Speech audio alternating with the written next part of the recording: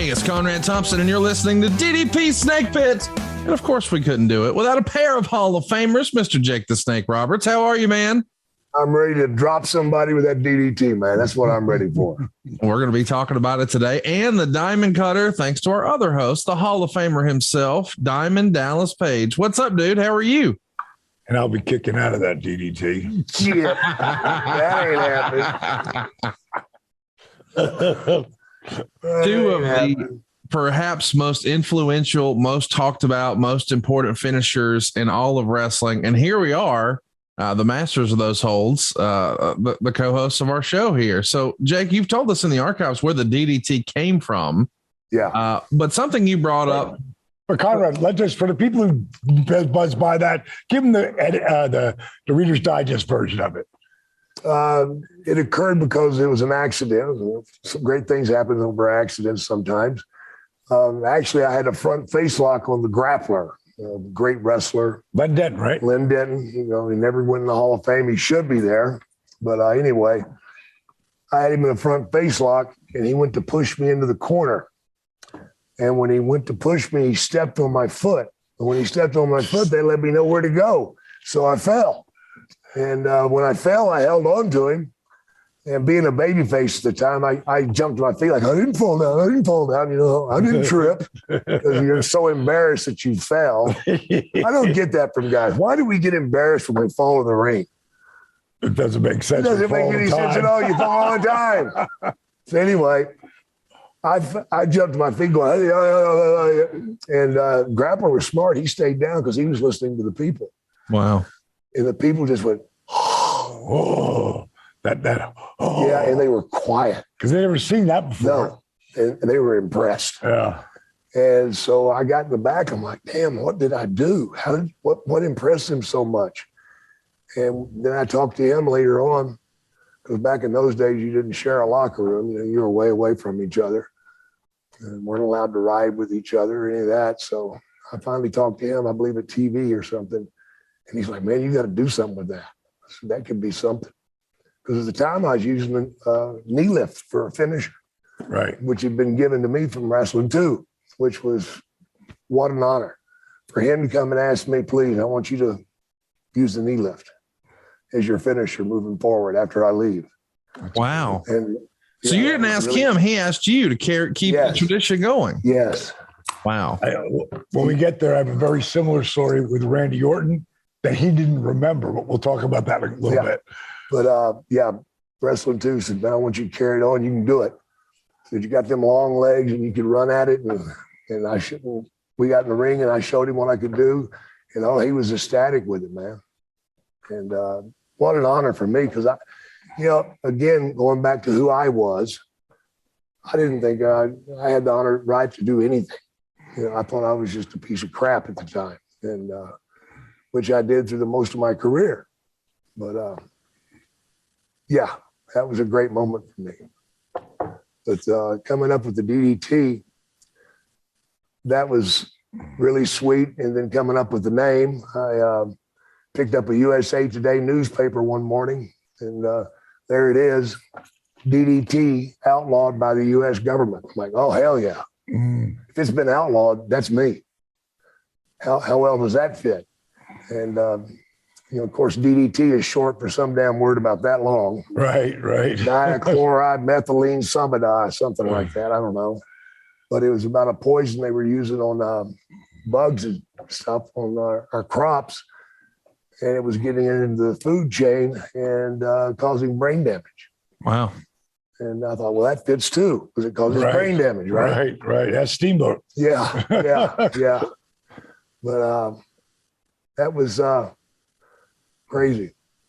So not to go too far back into the woods, but I'm fascinated by the knee lift conversation that Mr. Wrestling number 2 gave it to you. And there's a whole lot of folks who are watching this who are really just primarily familiar with your WWF career and of course what you're doing these days in AEW. But I think a lot of fans don't really know the story of Mr. Wrestling number 2 and what a big player he was. Can you tell us a little bit about him? Man, he was huge, brother. I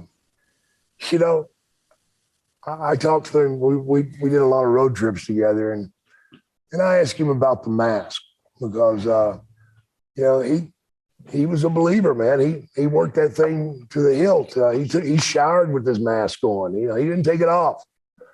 And he didn't take it off till he got miles away from a building.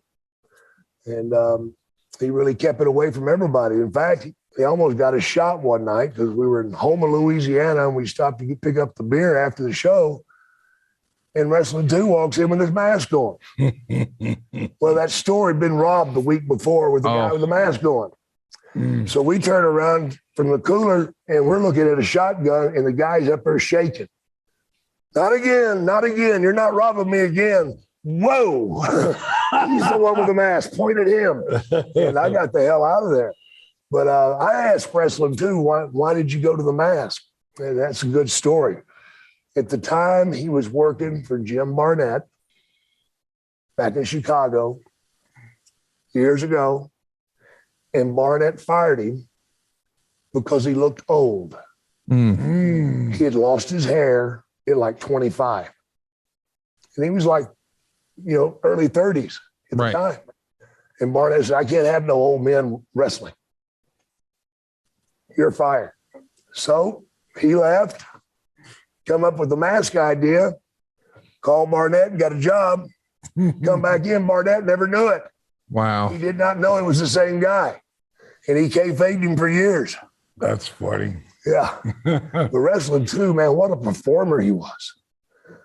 That knee lift of his, brother, when he hit it, people would start shouting, 2, 2, 2, man. And he'd slap the hell out of your damn back, man, right between the shoulder blades. You can't reach that spot. But he was a fantastic performer. I learned a lot from him. You know, he just, if you took the mask off of him, you wouldn't think that he could do those moves that he does. Right. Because you just look at it, no, because he had, you know, he was doing the juke and jerk and, you know, the voodoo and wiggly stuff, you know, like a Thunderbolt Patterson might do. Right. You know, doing the black stuff, man. And the black people loved him. Oh, he had such a following with the black people in Louisiana. They loved him. And, yeah, it was awesome, brother. Awesome. Now, his wife is the one that makes Flair's robes, right? Olivia Walker and a lot of the guys, Greg Valentine and on. Yeah. Yet Wrestling 2 doesn't wear a robe. Go figure that. The interesting thing to me is I know when a lot of our listeners hear a knee lift, but you have to understand this was a different time. This was a different era. But it was also called the $1 million knee lift. I mean, this is the best knee lift you ever saw. But it's fascinating to me that you didn't go to him and ask for that. He brought it to you. What were you planning to use for a finish, if that was the right nomenclature back then? I was using a Russian leg sweep. Yeah. You know, that's a good finish. It's a good finish, but you know, I wasn't really happy with it because I couldn't do the pop over the way a lot of the guys do. Yeah, like Brad Armstrong taught me that.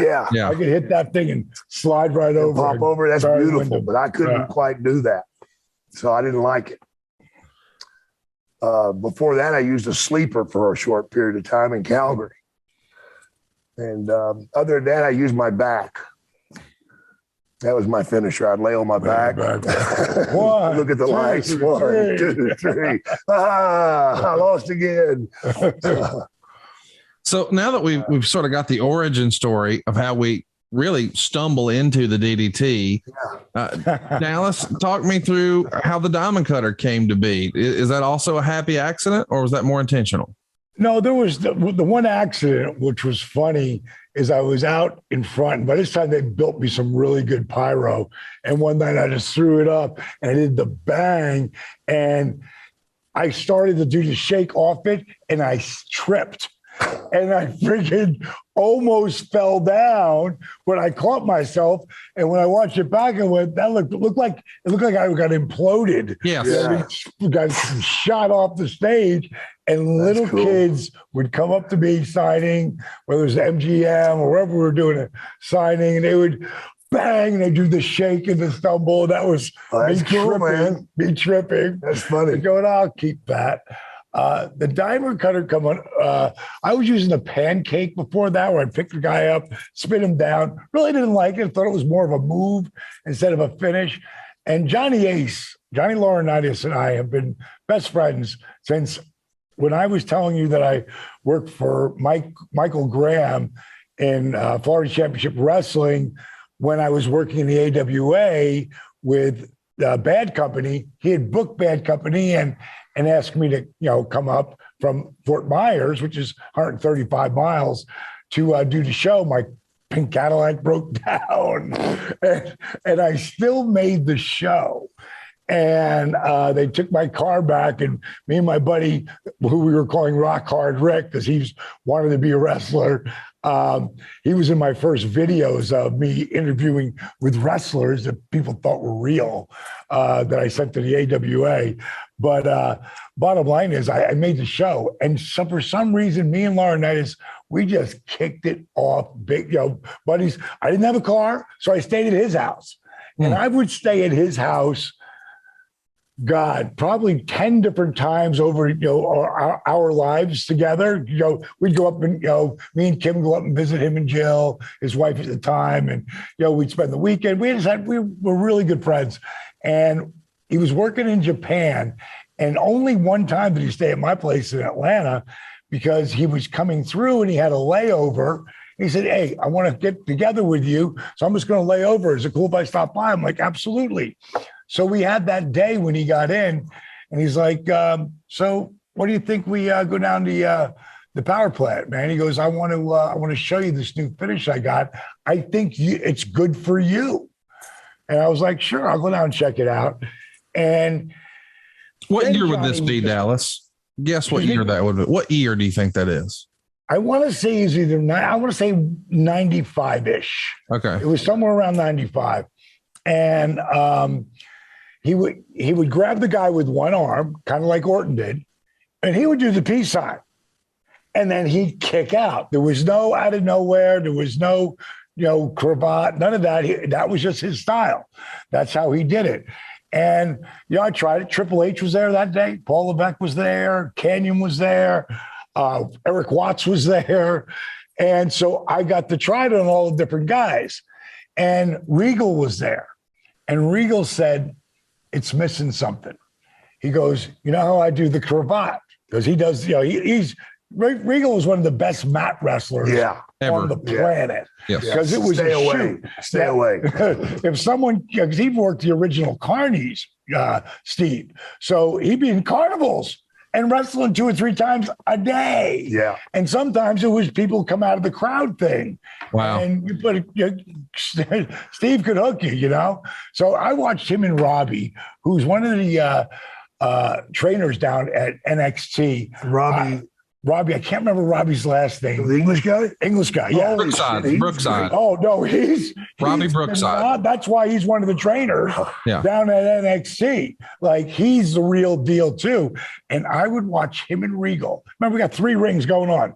But him and Regal get in, and they go an hour with no breaks, no water, no pausing. No punching. They would go an hour straight, bumping occasionally, but mainly just doing all their wrestling. Uppercuts. Right, all that shit. And then they were beating the shit out of each other too.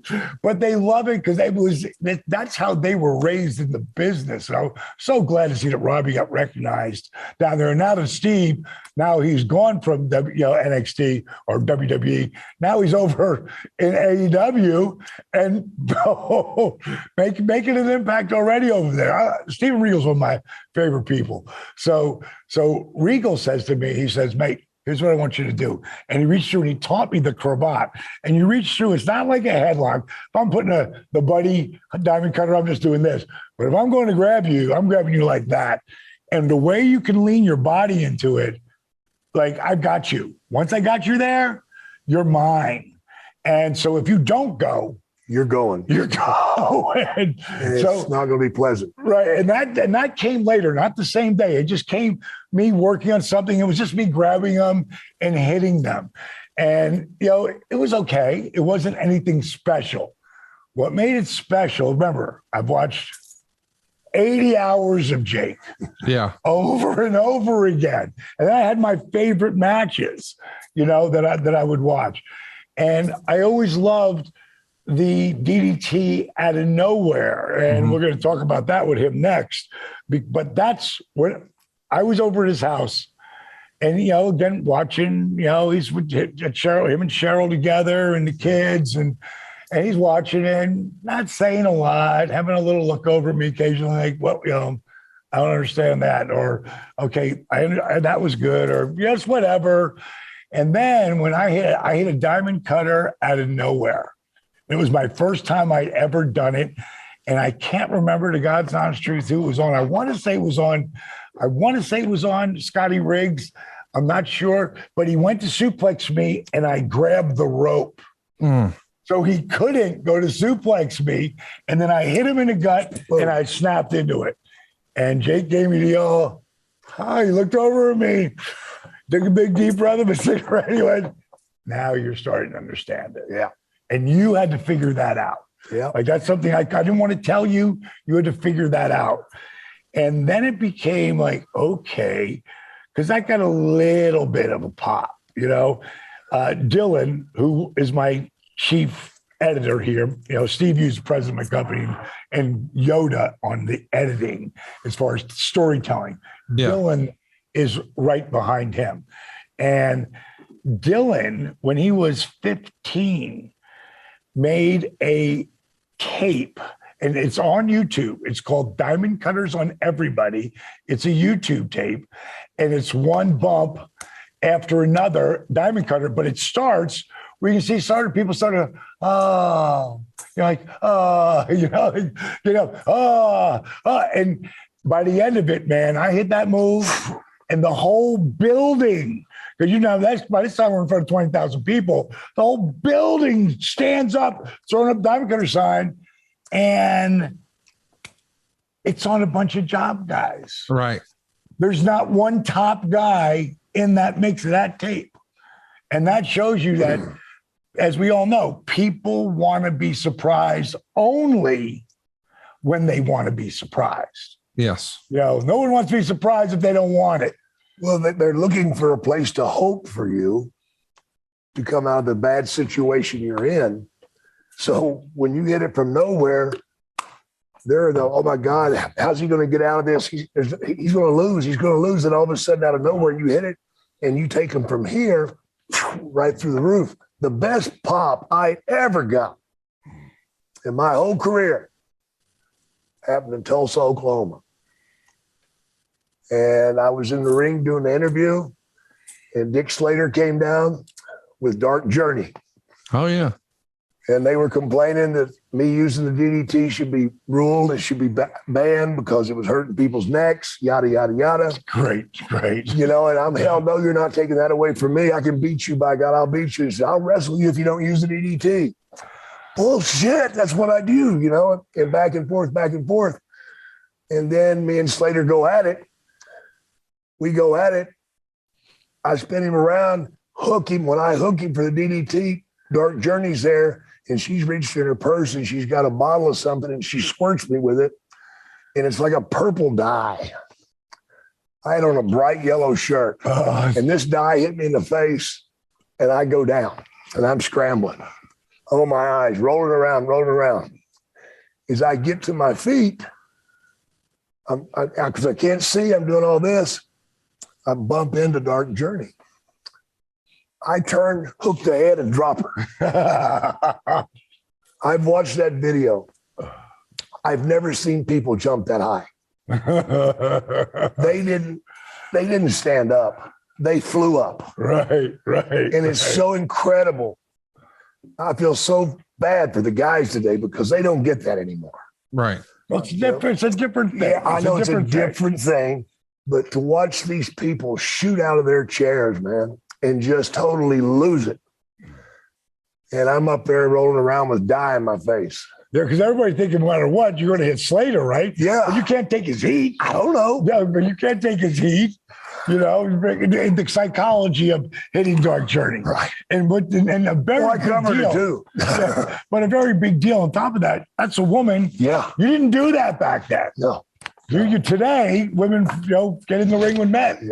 Yeah. But back then you didn't do that. Well, I hit her with that, man. Then she wore a neck brace around for a month. And then I gave my notice and left. I hope we. Journey was. But let me. I don't want to forget this. About maybe 2 years ago, I was just on YouTube, and Johnny Laurinaitis popped up, or Johnny Ace from Japan.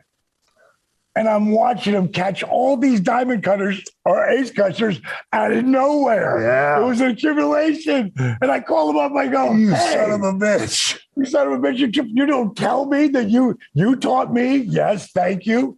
I taught you. He goes, and he just started laughing. He goes, come on. We always steal each other's shit. Yeah, you do. The important thing is know where to steal your shit from. Yeah, right. Speaking of, when you're first working on that move at the power plant, you listed a whole bunch of folks. Well, there's a story out there. I think it's 1996. Maybe it's 95. But there's a guy who pops up on WWF programming called Hunter Hearst Helmsley. And he actually did that move one time. And there's a pretty legendary thing that happened afterwards that maybe changed the course of wrestling. What happened there, Dallas? Well, for me, I was the Diamond Cutter was really getting over. Like Jake said, that's mine. That's my thing, And for me, it was the Diamond Cutter was taking me to a different spot. Yes. Because again, you could hit it on anyone out of anywhere. And even though I was only hitting guys who were enhancement guys, it's still popping the crowd. Right. So you have something there. So one night, because I watched Raw, I taped it all. And I'd come home and I'd watch it, and see what everybody's doing. And then one night, friggin' Triple H hit that cutter out of nowhere and pinned the guy. I was like, no. Bastard. No, I was more like, no, not him. Because there's 3 guys who, when I say have the craziest work ethics ever, me, him, and The Rock. Rock's probably got us all beat because he's up at 4:30 every morning in the gym and doing one movie and TV show and friggin' whatever the hell he's doing, liquor, tequila. I mean, what isn't he doing? So I'm going to put him at the top of the list, but the 3 of us, insane work ethic. And I'm thinking, man, if Paul does that, if he takes that, I got to call him. And I just pick up the phone. And he never answered the phone. He never answered before that day or after that day, but that day he answered. And he knew. And he's like, hey, D, how you doing, man? How you doing, buddy? Yeah, and I was like, man, I'm doing great. Well, listen, bro, if we talk for a little bit, get the side talk out of the way. And, because when he went up there, when he left here, I called Kevin Nash. And I said, listen, great kid. Incredible work ethic. He doesn't drink, do drugs, nothing. Like, great co-pilot for you guys, up there. And just a great human being. You're going to dig him. And of course, Kev saw him, met him, loved him, pulled him in, took him under his wing. And so, we had a real relationship, and I said, listen, bro, I got a favor to ask you. He goes, sure, D, anything. I go, no, don't say that. Because I don't have the right to ask this. Sting's got the Scorpion, the Scorpion Deathlock. Bret Hart's got the Sharpshooter. They're the same move. So it was very customary for one guy to have it here, one guy to have it there. And, bottom line is, I said, bro, I go, I'm just really starting to get this Diamond Cutter over. And it's really it's really giving me some serious momentum. And, I saw you do it the other night, beat a guy, and, and I get it. And I don't have the right to ask you, bro, but I'll tell you, you're so much younger than me. You got the pedigree's amazing. And man, if you wouldn't use it anymore, I'd really appreciate it. He goes, done deal. And that was the last time he ever did it. He didn't use it as a high spot. Nothing. Not Jesus that I ever Christ. saw. Just think how far Hunter could have went if he did it. Damn. Poor guy. Again, he didn't need it. Right. He didn't need it. And I remember me and Terry Taylor and him, had gone to a gentleman's club after the power plant one day, and he walked off to go do something or whatever. And Terry looked back at me. He goes, "Man, I really like that kid." He goes, "He's got your work ethic." And I said, "Yeah, and his age. Like, he's 22, I'm 36, or maybe he's 23, and I was 36, you know?" So it was a really big deal. And then Johnny, I believe it was, or Michael P.S. Hayes, not exactly sure, when Austin was coming up with his new finish, you know, that he was going to use, it turned into a stunner. They brought it up. You should use, from what I understand, how legend has it, that, you know, Steve, you should do, you know, your version of the cutter. And Steve was like, "Nope." He goes, I ain't doing the same thing he's doing. Austin's got to be original. And they took a version of that and turned it into that, you know, Stone Cold Stunner, which kind of got over, you know. Some places. Kind of got over. Some places. Another thing he could take out of nowhere from something he had done, which was a great. And to finish up the Randy story, because you talked about Mr. Wrestling 2 before, about the knee lift. I know I'm done. I know I'm done with WWE. I'm out of here. And I literally called Randy, and I didn't realize he was a little loopy, but later on I realized maybe he was. He just had surgery on his shoulder. Now, I don't know this at the time. And I was like, "Hey, Randy," I said, "I just want to let you know, bro, I'm getting out of the business, man." And I said, "You don't have a finish yet that's really, you know, for you." I said, "Man, I would love you to use a diamond cutter." He's like, "Oh no, DDP, that's yours, blah, blah, blah." Like, "No, man, you got to be the guy." And as time went on, I thought he remembered that conversation. And later I'd heard some comments here and there. And now I'm at TV with him. I'm not working. I'm just there. And he's like, "Hey, DDP, how you doing?" I'm like, "Hey, Randy," because Randy's like my guy as far as the younger guys that were coming up then, and I love his old man. You know, Cowboy, I love his old man. We were on the road together with Cowboy. When I first came to OVW, it was me and Batista against Taker and Kane. And when I saw Cowboy, a big hug, and he's like, you know, "Look out for my boy up there." And I did, you know. I mean, I really love that kid. And I think of all the guys, and we talked about this a few weeks ago, of all the guys that ever been in the business, I mean, he's in a very select class. Definitely. Of the guys who have made an impact over 20 years. Youngest guy to ever be the world champion. I mean, he's got every accolade you could have. And I loved the affiliation, you know, of him doing a version of the Diamond Cutters. Every time he did it, especially early on, people were thinking of me. Yeah. You know, but he put his own spin on it, and he came up with ways to do it that I couldn't have done. And, you know, bottom line is, that day I see him at the TV. I go, "Randy," I go, "I got to talk to you for a second." He goes, "Everything all right?" I go, "Yeah, it's okay, man." I go, "But, you know, I saw something that you had said, and, you know, don't you remember me calling you and telling you?" And he's like, "Honestly, Diamond, no." He goes, "You could have called what I was doing," because right after my shoulder surgery, right? Oh, yeah. And he's like, "Yeah," he goes, "That's the only thing I could think of." And he kind of did sound a little like, "Oh no, but you know, that's your thing." And thinking back, I go, he goes, "But if you say I said it, if we had this conversation, we had the conversation." I go, "Well, I'm not making it up. I just found it really amazing that you didn't remember. But just so you know, dude, I'm glad. I love the fact, you know, that you did it and took it to another level, and your move." And there was so many. There's one he did with Ziggler, and there was out of a power bomb, and I'm going to go for Eddie Guerrero. First comes up to me the time I take it out of a power bomb, but for Eddie, I rolled him up, and Eddie said, "We'll go into a power bomb." I go, "Dude, your junk's going to be in my face. How are we going to get you out of that?" Mike. That'll do it. He said, "No, roll me up on your shoulder," Eddie said, "and then boost me." Of course, Eddie spins, and we fall. We never practiced it. Just had him do that and slide down my back. I go, "Boy, if we could time that." That's one of my favorite diamond cutters ever. Oh, God. But back over to Orton and Ziggler. Ziggler is another Eddie Guerrero type of athlete who can do anything. one of the best mechanics ever. And I can't believe he's still as good a mechanic, as many bumps as he's taken 17 years later. I love some of the stuff that he was doing with Bron Breakker, who will always be Bronson Steiner to me.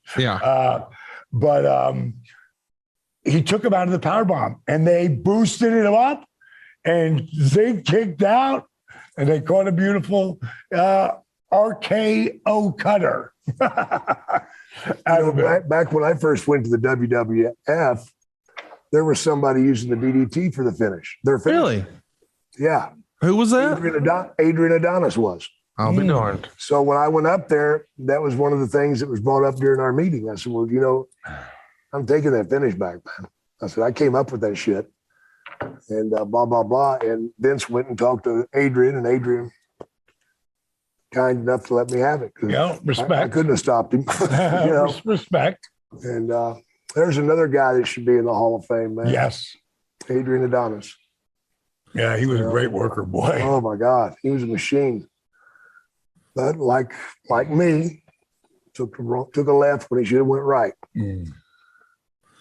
Talk to me a little bit about the DDT back then, because, we've talked about how Lynn Denton took it first and even Dark Journey. But then we saw maybe the most brutal DDT ever, the one on the floor with Ricky the Dragon Steamboat.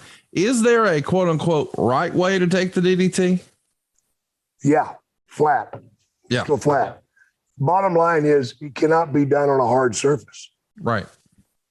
Because if it's a hard surface, you're going to splatter your brains. Back in my drinking days, I did it a few times in bars and stuff, when I got in trouble in there. And they didn't get up, And, even when I did Hogan on a platform, which has a lot of give, but it didn't have enough because it split Hogan's skull. Doing Steamboat, I argued in the back, no, it cannot be done. And Steamboat had the affiliation with George Scott, who had been the booker at Mid-Atlantic and gave Steamboat his big break. And George had went to Steamboat and with that idea of be dropping him on the concrete. And Steamboat argued with me, please, man, do it for me. I can block it. I'll get my hands down in time. No, you won't. It don't work. And it didn't work, and whenever I dropped Steamboat, I thought he was dead. I really did. Picking him up, holy shit. Oh, my God, herniated myself, man, getting him in the ring. And if you watch that film, you'll see me pointing at Steamboat and then pointing at George Scott, because George Scott had came down and got into the ring. I'm like, there, George, I hope you're friggin' happy. He's dead. And I was surprised he wasn't. Because, man, I heard his head hit. It was a god-awful sound, man. It was like a watermelon being thrown on concrete. That pop. And it was a pop. And something broke. And, it took 2 weeks for his eyes to turn black. It swelled out 4 inches, and to be quite honest with you, I know Steamboat's having a few issues right now. And I hope the hell it wasn't what I did. I really do, man, because that haunts me. That's beginning to haunt me a lot. And Ricky, if you're listening, man, I never meant to do that. I didn't want to do that. I begged you not to do that. But I just pray for you, man. He's a good dude, man. He's a great guy. Love Ricky Steamboat. Dallas, was there ever a scary spot with the diamond cutter? Anybody ever take one the wrong way? If you watch Tank Abbott take it, of course, he's one of the toughest son of bitches alive. Yeah. So he was okay. But when I took him and I was like, Tank, if you don't go, just go, because I'm going to take it. And when we went, Tank's feet went straight up in the air. Oh, he drove it. Boom. But it was the momentum. Oh, God. And no, like he was fine. He was fine.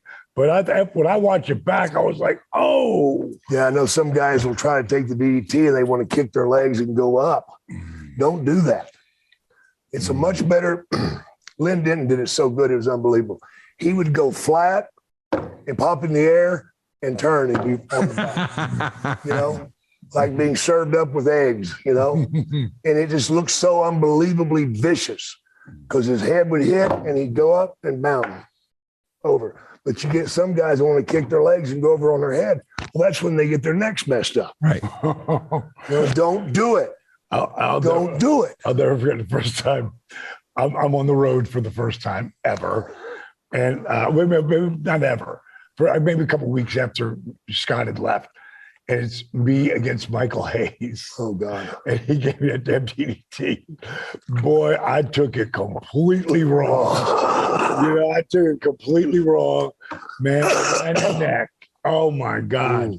I thought I broke my neck, man. The freaking the way I hit. It was my fault. It was how I took it. But I was so green. He had it. And he again, it's that's right in the beginning of like a 6-day loop, you know. Oh, great. So the rest of the time. Now, back then we didn't take off when we got hurt. We just kept going. Jake, you had some pretty famous promos back then. I remember someone asked you, what does the DDT stand for? What does it mean? And you were quick to remind them the end. The end. What a great line that was. Did that come up organically, or are you making a town one night? I just came out of my head, man. You know, I used to do a considerable amount of drinking, partying back in those days. But usually I partied by myself. I don't know if it's because I'm so stingy that I want to share or what, but usually it's by myself, and I would have a pencil and paper, usually bar napkins, and I would write interviews in the bar. You know, got to hear music, hear a song, and there'd be words in the song that come to me. And I put them in there, and that's how I did a lot of it. But repetition, saying those lines over and over again, to where you get it just comes to you out of the dark. I never studied for an interview. My Hall of Fame speech, which later I watched it because I couldn't remember a word I said. And you spoke from the heart that night. I just spoke from the heart, you know. And I think for me, in a young age, going through the things that I did, I had to learn how to read people. I had to learn how to get out of situations. I had to learn how to lie, you know. And an interview is only as good as you make it believable. So I tried never to say something on an interview that I couldn't do, like, I'm going to kill that guy. Never say that unless you're going to do it. Right. Because if you don't, you're just another phony. But on the interviews, when you're doing an interview, you've got to believe it. Those words coming out of your mouth have to come from inside of you, and you got to believe it because people see through that. You know, if you get some guy up there just running his yap, it's like, oh, who doesn't have crap? Well, that's not a good interview. And me taking my voice up and down is what pulled you in. That, and I would say words, key phrases that you knew, but you didn't know where they came from, but you recognized them. Pink Floyd. Yeah. Big Pink Floyd guy. They use a lot of their stuff. Rolling Stones use a lot of their stuff, you know. You know, you can't always get what you want, but you can get what you need. You know, those things. If you say that, just about everybody in the world knows that's something that I know. Yeah. And if you recognize it in your brain, if that comes to you through your ears, and it hits your brain says, yes, that's true. Once you get somebody to believe in that it's true, you can take and tell them anything because they believe in what you're saying. And same stuff Superstar did. Yeah. Same stuff Dusty Rhodes did. Yeah. You know, I used a lot of that stuff too. Steal it, man. So just take whatever line fits. I can remember I heard Gary Allen singing, I want to be a SOB right down to the letter. There you go. Yeah, you know. I mean, if you're a cowboy or a hick, watch the Beverly Hillbillies or watch Gunsmoke. You know, watch Westerns. That's where you're going to steal your stuff from, your character. Yeah. Well, the Snake, of course, he went with Black Sabbath, Ozzy Osbourne, Stones, Pink Floyd. Jake, you used to describe the DDT as cruel but fair. It's still one of your most popular shirts over at Pro Wrestling Tees. Yeah. I love that. Where did that come from? Oh, my God. I'm almost embarrassed to tell you. My wife went and seen Rod Stewart, and it was the Cruel but Fair tour. Wow. Take a good idea, baby. Yeah. He made a little bit of money. Yeah. He got over. He got over. I just didn't want Jake the Snake to be associated with Rod Stewart. Because I remember back in the day, I went to a concert, and Rod Stewart was there with a Three Dog Night. I love those guys. Three Dog Night were on last, and Rod Stewart was on second. And then a little band from Texas opened the show, ZZ Top, before anybody knew them. Those guys are great. Oh, man. my God. When you look back at their story, I watched, what I think it's on Netflix, one of their story about how they started, what they did.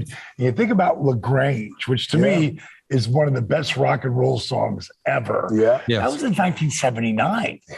And they blow up in the 80s. Like they just had this crazy run, man. Yeah. Crazy. Super they're still running, man. Yeah. Still going. Yeah, I love them, man, because they took that song LaGrange, man, and made so much out of it that whorehouse, because that's what it's about, is a whorehouse. Right. That whorehouse that was about to be torn down, the grandchild of the woman that ran that whorehouse came up with a book. And it was everybody that had ever been there. And she said, if you tear that house down, I'm sharing this book. And it had everybody in it, man, from those years. Foreign diplomats, all this crap was going to come out. What'd they do? They settled out of court with her, and they took that house, that whorehouse, moved it to downtown LaGrange, redid it, and made it pretty. And it's now a Texas monument. Because in those days, that whorehouse back in the Depression, the reason they called it a chicken ranch is because people would come up there and trade chickens for a piece of tail. Or they bring a hog because they didn't have any money. So they called it the chicken ranch. That's funny. And it's just awesome stuff. Well, I love awesome history stuff, man. What's the old ZZ Top line? Same three members, same three chords. Here we go. Yeah, man. Dallas, talking about the Diamond Cutter. Show up in Houston a lot during the shows with Sal. Yeah. They were always there. Dusty was a big fan. Yeah, right? they were always came to our man. shows too. Yeah, what was the Fantastics used that song of theirs, Sharp Dressed Man. Sharp Dressed Man. Yeah. And they came and said, "Oh, we love what you're doing with our song." I'm glad. Right.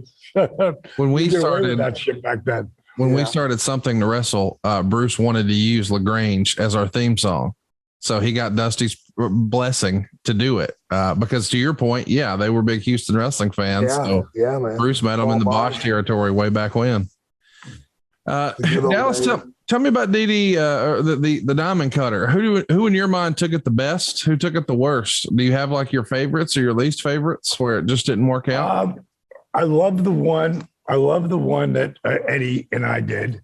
That was a lot of fun. That's freaky. Yeah, it was the way he flipped, because Eddie, being Eddie, like when I gave him the boost, he completely flipped around as we were going down. It was like beautiful. I love the one I did with Big Show because he choke slammed me off the top rope so many times. He'd put me up there and then and I go, dude, he's getting ready to leave for New York to work with WWE. And it's our last match. It's the last match he will do, Starrcade. And he put me up there and I says, we're going through, I'm just going to hook you. And Show was so strong. Like when he got up there, as we went up, he placed me, how he moved his body and hit it perfectly. I remember hitting it, sitting up, and just going right back down again. Like, we nailed it. I did some fun stuff with Big Show. One of the things I did with him, because I met Show at the power plant. He's 23 or 24 years old, and he's down the power plant to start a program with Hogan. Wow. And like, talk about a little bit of pressure. Yeah. But Hulk and Jimmy Hart were at some kind of celebrity basketball thing. And it was like a 2-on-2 tournament. And he was playing against Paul, the Big Show, or now Paul White, his real name. And they were like, your money, you need to be involved in our business. And we got down there. It was Mr. Page this and Mr. Page that. And we just became really good buds. And during that match, there's a spot where I shoot him off and he reverses it and he goes to clothesline me. And I do the luchador thing because I can with him. He's a giant. I hook his arm, I come through and I crucifix him. And then I fall down below him and I'm trying to pull him over for the sunset flip. 1, 2, and then he reaches down and grabs me. And he's just going to pick me straight up, right? Now, the deal. I'm on my back. I'm going to help give him a boost. He's still got to lift me, but I'm going to push my feet so that it can give him momentum. Well, both of my feet, when I did that, slipped. Oh. And I am completely dead weighted. Oh, my God. And this is what he does. Like I was 5 years old. He threw his arm.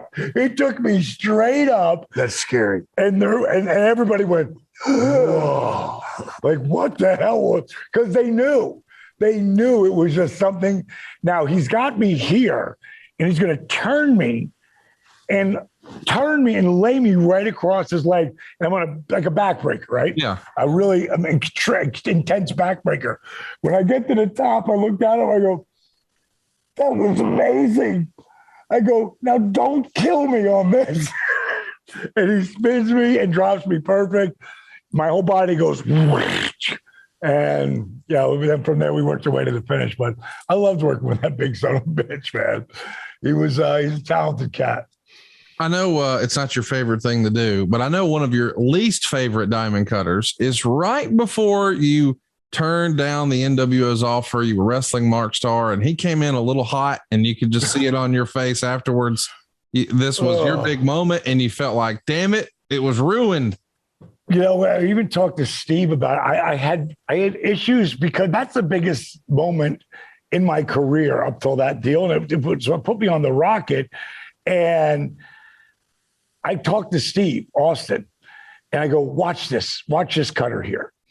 And what happened was, and Mark Starr was a hell of a worker. Yeah. And, we must have had some kind of miscommunication or something, because he was as good as anybody out there.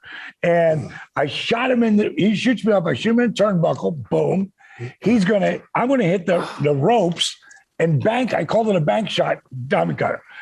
He hits the rope. He just staggers out, but he pulled the Ric Flair on me there. And he goes into the drop. He's falling forward. I'm like, what the hell are you doing?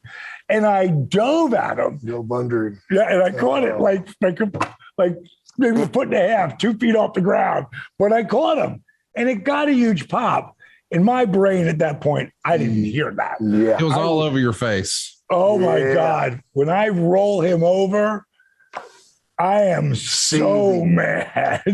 I am so mad. And get up, 1, 2, 3. And I said to Austin, so what do you think? He goes, a win's a win, kid. I'm going to take it as a win. And I went, you know what? You're absolutely right. And, no one remembers that. Yeah. I do. Yeah. Yeah. Because I am a perfectionist. When I work at something, I want it to be as good as it can get, And really, I still caught him.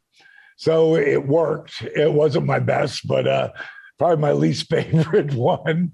But it's still what set up to come was, Scott Hall taking it. That's all anyone talks about. Yeah. That's all anybody remembers. Yeah.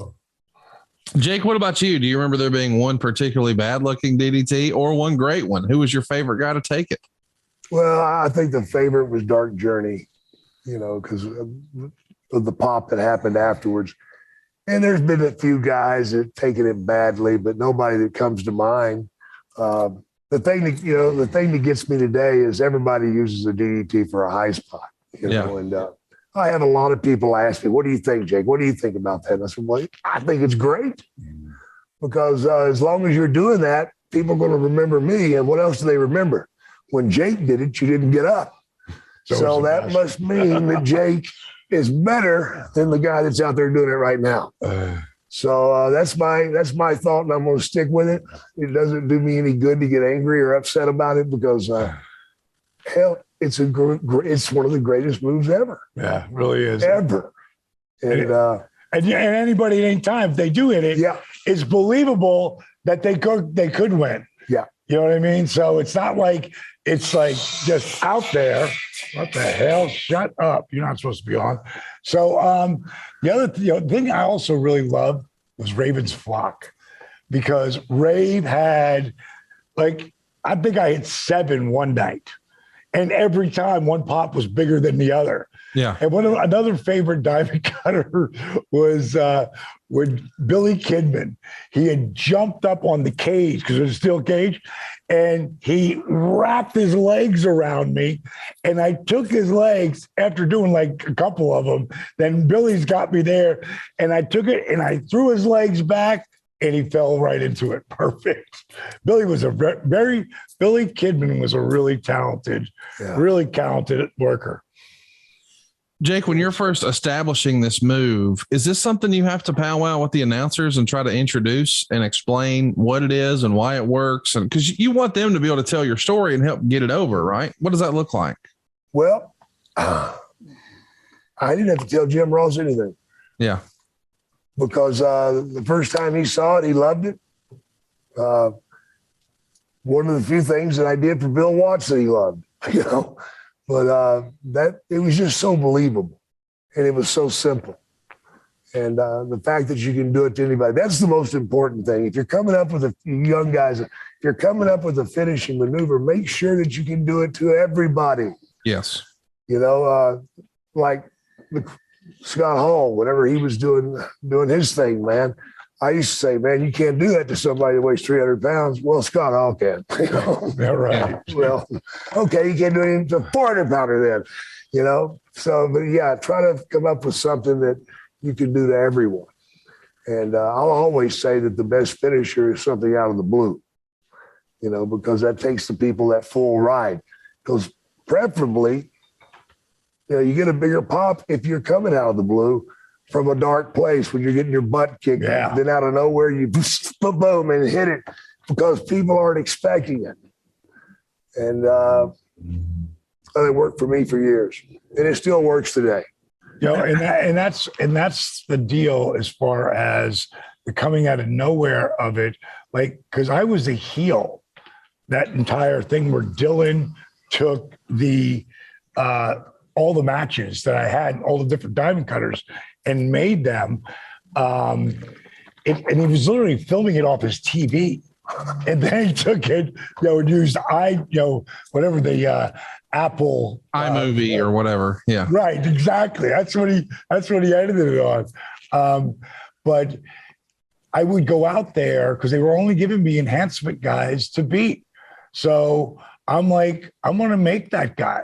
I'm going to make him look good. I'm going to get, my shit in the beginning, and then I want to give him and give him and give him. And by that time it's time. And out of nowhere, bang, and it turned me baby face. Yeah. More and more, just like it did with him. Yeah. And another thing that was really amazing for me is that he's already gotten over DDT. Mm-hmm. DDT. Really easy to make that DDP. So that's what my lawyer said.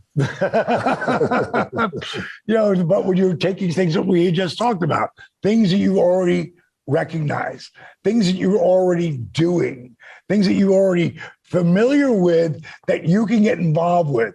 Like I've talked about this before. This is what got me really over because it was something everyone can do and it was fun to do, and people could be involved in it.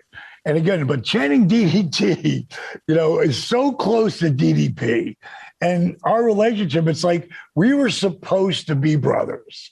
We were supposed to be who we are to each other. It's just really crazy and had different runs at different times. Yeah.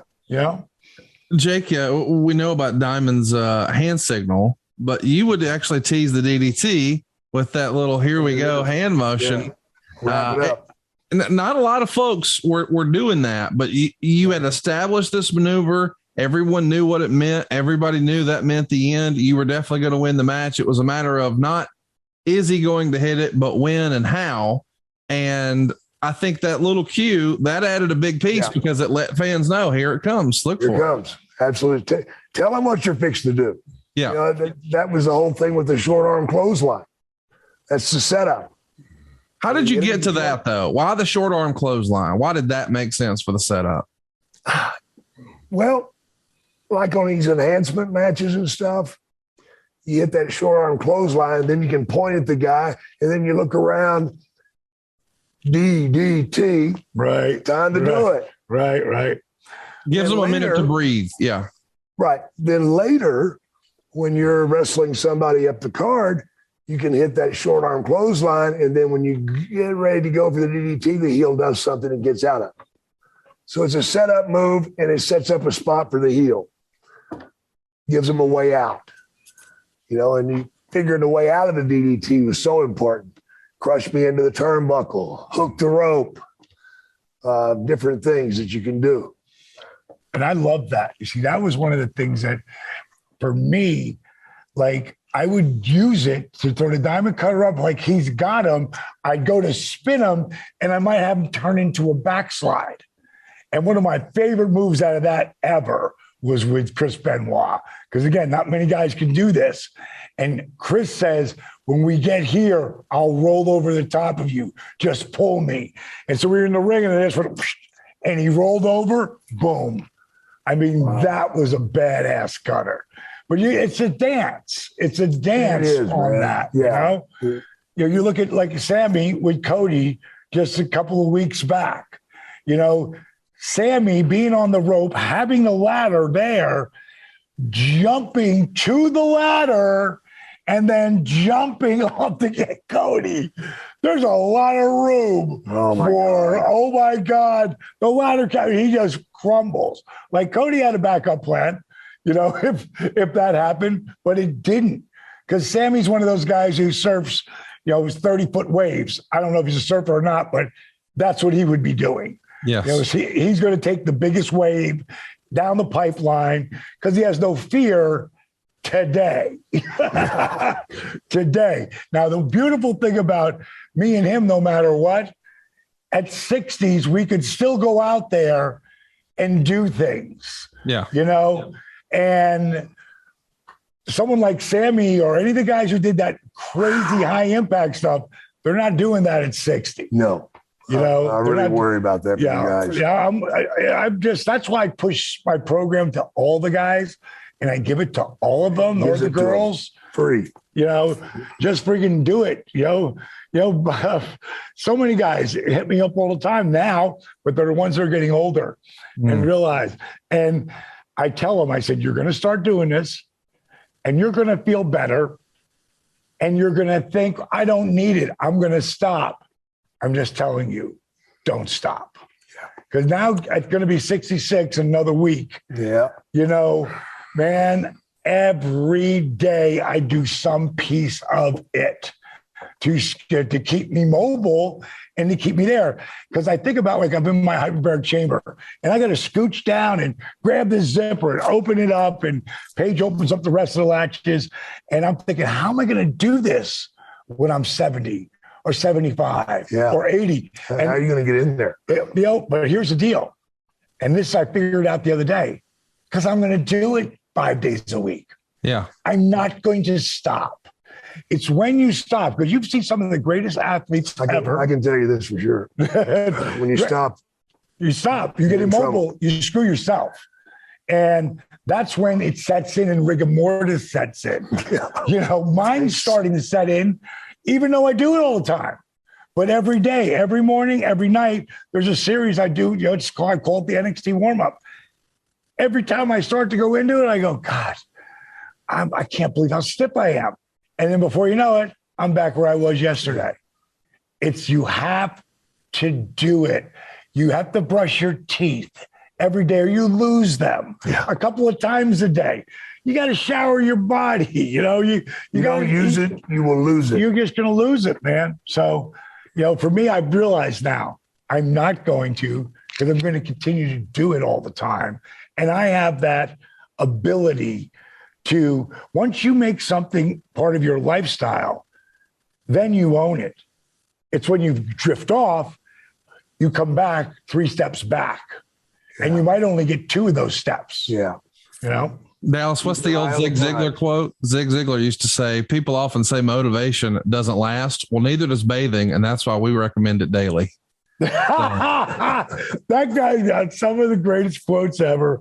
My favorite one of all time for him is you can get whatever you want as long as you help enough people get what they want. Yep. That's power. That's how I live my life. Jake will tell you that, man. Let's bring it how I live my life. Jake, the DDT was known for being the end of the match, but famously it hurt Ricky Steamboat, and maybe there were some others along the way. Was there anybody ever hesitant to take the DDT? No. How about the snake? They were hesitant to take the snake. There was a lot of guys that did not take the snake. Yeah. Piper was deathly afraid. Kamala. Yeah, there was a lot of guys that put the brakes on for the snake, but not the DDT, no. Dallas, was there a finish you didn't want to take? Maybe not a DDT, not a diamond cutter, but was there one where you were like, I don't want to take that? It wasn't so much. I can tell you one. It wasn't so much finishes as it was some moves that some guys wanted to do, because I don't know about that. I'll tell you what, in the beginning, I pretty much did whatever needed to be done. Yeah. As time went on, no, dude, I don't even remember, but I can remember someone go, save that for some of the younger guys, dude. Belly to belly suplex or the back foot. I did not like those because I just felt like I was flying blind. Right. Same with the Doomsday device with the Road Warriors coming off the top. I don't think a lot of guys wanted to take that one. No room for thank God I never had to, because I would not have wanted to take that. Especially from those guys. Jake, so strong. The reason these two moves got over to the level they did and fans still talk about them is because they were, for lack of a better word, protected. Nobody kicked out of a Jake the Snake DDT. Nobody kicked out of DDP's diamond cutter. It's a new era. Story you tell. Yes. These days, sometimes at a big pay-per-view match, we're going to have to hit the same finish 5 or 6 times before it actually sticks. Do you think that's the reason we don't have one particular move that's as over as maybe you guys it's been wasted. It's been wasted. I think I feel like it's been wasted in my mind what wrestling should be. I think that if you look back, hell, a headlock used to be a finish. Yeah. So it's what we put out there for the people. And now today, these guys are going out there and just doing everything in the book. But it's going to get old. It's going to get old. People are going to get tired of this because each time you do something, the next thing has to be greater than. Mm-hmm. And this greater than is going to get some of these kids in trouble. Dallas, nobody did a DDT like Jake, but who had the second best DDT in your opinion? Just your opinion, your personal favorite besides Jake. I liked Arn's. I liked Arn Anderson's DDT. I like Michael P.S. Hayes' DDT. Randy Orton. Randy Orton did a good DDT. Yep. What about you, Jake? Is there a version of the cutter? Not DDP's. We know the diamond cutter was the best. No. I can't think of anybody that I think is the second best even. Yeah, it's like with me with the DDT. I used to get angry because I would go to guys and say, look, man, I can help you with this finish. If you're going to use the DDT, let me show you how to do it right. Right. And you know what I was told? That's okay, man. I'm going to do it my way. Excuse me? Because they don't get that you got to take that left leg back and shoot it through, because that's what gives it the snap and the speed. Instead, they want to grab it and then hop. That hop shit stinks.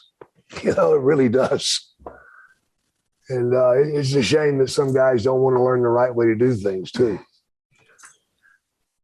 Well, this was fun. I don't know what I expected from today's episode, but this was one of our more fun episodes, at least to me. And I'm excited to keep the train going next week. We're going to be talking about the different arenas of wrestling, some of the more famous and beloved and maybe not so beloved, but something you'll love is hearing from these guys on Cameo.